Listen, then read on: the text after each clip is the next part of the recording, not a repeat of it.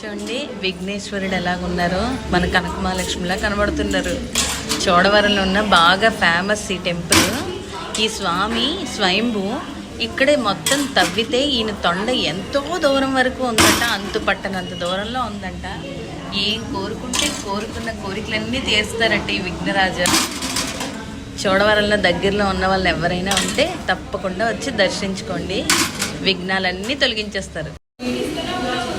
బయటికి రాగానే చూడండి అన్ని రకాల స్వామి అన్నీ ఉన్నాయి. చోడవరంలో విఘ్నేశ్వర్ గుడికి వచ్చాం. స్వామివారి పేరు కూడా విఘ్నేశ్వరి అంట. చెప్పండి. స్వామివారు స్వయంభూగా విగ్రహం అమ్మ. గత 250 నుండి 300 సంవత్సరాల చరిత్ర గల వినాయకుడు. అప్పట్లో ఇవంట పంట పొలాలు ఉండేటువంటి సమయంలో స్వామివారు పంట వేసేటప్పుడు దున్నడం సహజం కాబట్టి రైతులు దున్నేటప్పుడు స్వామివారి విగ్రహం బయటపడిందన్నమాట. ఏదో విచిత్రమైన విగ్రహంగా ఉంది అని చెప్పి రాజులు అప్పట్లో చోళరాజులు పరిపాలించేవారు కాబట్టి చోళరాజులు తీసుకొని చూపించేసరికల్లా ముక్కోటి దేవతల్లో తొండ ఉండేటువంటి వినాయకుడు అప్పటికేది ఖచ్చితంగా వినాయకుడి విగ్రహమే. అంతకంటే పూర్వమే శివాలయం స్వయంభూగా శివాలయం ఊళ్ళో ఉంది. ఈ వినాయకుడిని తీసుకెళ్లి తండ్రి దగ్గర ప్రతిష్ఠితం సంకల్పం తవ్వించడం మొదలుపెట్టారు. విగ్రహం అంతే ఉంది కానీ ఈ భూగర్భంలోంచి తొండం మాత్రం 1 కిలోమీటర్ దూరంలో చెరువు ఉంటుంది. ఆ చెరువు అనుసంధానమే ఉంటుంది. అక్కడ వరకు తవ్వేసరికల్లా తనువారందరూ చనిపోవడం చేత తవ్వినంతా కప్పెట్టేసి స్వామికి ప్రాంగణం కట్టించి గుడి కట్టించడం జరిగింది. మరి వెలిసేటప్పుడు స్వామివారు గొడవ విగ్రహంగా వెలిశారు. ఇప్పుడు స్వామివారు 3.5 అడుగుల విగ్రహం.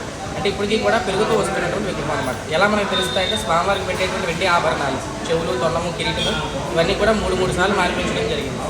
అలాగే చోడవరంలో విపరీతమైన వర్షాలు పడితే చెరువు పొంగుతుంది. ఎప్పుడైతే చెరువు పొంగుతుందో అందులో ఉండేటువంటి నీరు తొండం మార్గం గర్భాలయం అంతా నిండిపోతుంది. ఎంత తోడినా ఇంకా ఊరుతూనే ఉంటాయి. చెరువులో నీరు తగ్గాలి, అవే వస్తాయి, అవే వెళ్ళిపోతాయి. అంటే తొండం ఉంది అని నిదర్శనము, పెరుగుతూ ఉంది అని నిదర్శనం.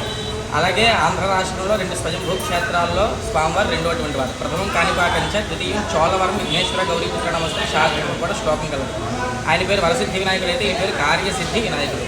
ఏదైనా కార్యక్రమాలు ఆటంకాలు వచ్చి మనం ఏదైనా అయ్యా ఈ కార్యక్రమం నిర్విఘ్నంగా జరిగితే నా శక్తి కొలది ఏదైనా మొక్కుకుంటానని చెప్పి కోరుకునేసరికల్లా ఖచ్చితంగా నిర్విఘ్నంగా ఆ కార్యక్రమం జరగడం చేత కార్యసిద్ధి వినాయకుడి పేరు రావడం జరిగింది.